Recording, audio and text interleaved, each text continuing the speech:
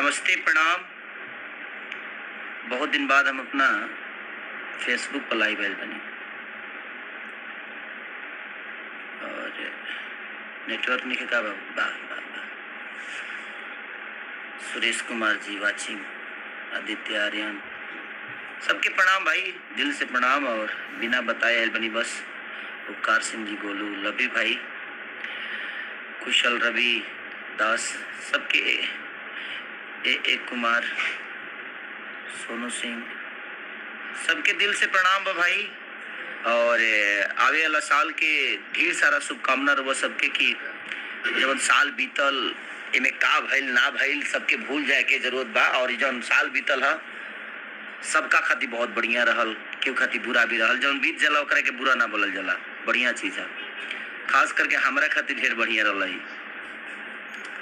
इतना डिस्टर्ब हम जी कोनो साल में ना रहनी, लेकिन ओकरा बावजूद भी वो लोग इतना प्यार और खुशी देने की हर चीज, ट्रेंडिंग से लेकर आशीर्वाद से लेकर इंडिया के वाचिंग में हिंदी गाना ना रह के कम से कम 2 गाना हमनी के टॉप 10 में 2 गाना नथुनिया और कोको कोला के लोग शामिल कैनी।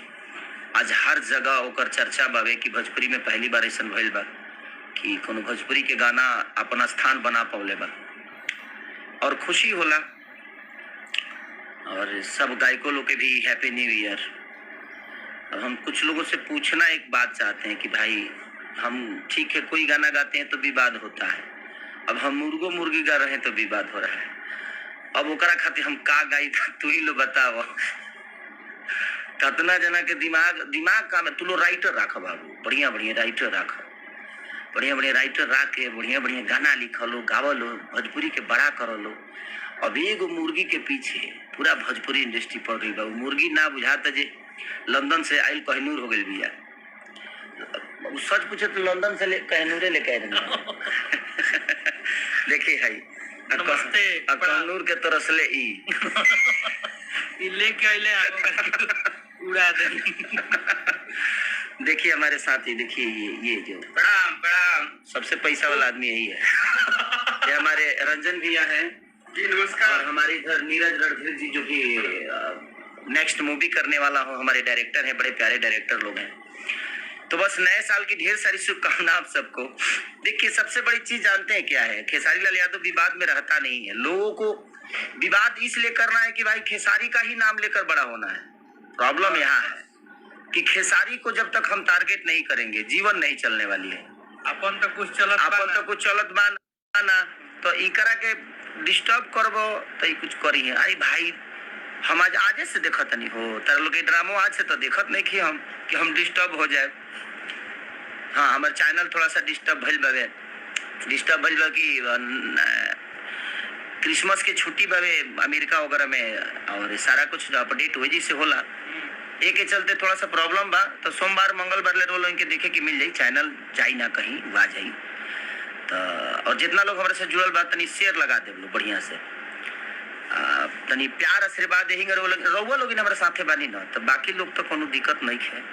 अब बाकी लोग कितना साथ दिला हम के फेरा में रही लेना आ कितना जना के लागत है जे हमार कुछ गाना का दुनी पैसा लगा के बढ़ावल जाला। आए बाप रे, पैसा तू ही लगा तोरे घर से आवेला, ओरिजिनल व्यू होला इनकर। बाप रे बाप गजब इनकर व्यू भागत है। तार तो व्यू इतना भागत है ना बाबू, इतना धरती पे बाजत है कि हम धरती कई जगह तो धरती फाट गइल है। का नाम नहीं बंद कर कई जगह तो हम देखनी दरार पड़ रहा दानवा के धमक से गजब भाई। इतना दिन यूट्यूब ना रहा ओ दिनों खेसारी अलगे रहले लोग के प्यारे के वजह से। तो लोग जेकरा के प्यार करल ओकरा के तार लो। अब एगो मुर्गी के पीछे तू लोग पड़ गइल, जब तक लोग माने लात बचौनी ना काट देबन तो मुर्गी अस्थिर ना रही। अपना लगे कुछ नहीं खे ओकरो के गावे कोशिश कर लो, नया नया वैरायटी दलो जीवन में, राइटर बढ़िया बढ़िया रख लो। चोर सन के रख के भी मतलब कि तू चोर हो जाता रह ना नुकल जाला, इसे पागल हो लो है। बढ़िया लिखवा, बढ़िया से लिखवावा लो, बढ़िया से काम कर लो। केहू रोकले बा केहू के रोके जाता ना, लेकिन एगो मुर्गी के पीछे पड़ल बड़ा लो बेमतलब के। लागत है कि नया साल में इतना निमन को मुर्गी आयर ना लसिया, मैंने मुर्गी ना कहनूर को दले बड़ा लो एकरा के केहू मुर्गा हो तो केहू मुर्गी हो, का हो? सोच सोच बदलिए आप लोग। और के कहाँ से वीवर भागता, कैसे भागता, नइखे भागत, इस तरह से पूछ के क्यों भगाई ना। हर आदमी के अपन विजन होला, तोहरो विजन बा, उनकरो विजन बा, जे भी कलाकार बा, सब लोग के विजन बा भाई। आप अपने विजन को लेकर चलिए, किसी के पीछे पड़ने से अच्छा है कि आप ये कह दे तो बुरा लग जाए सबके।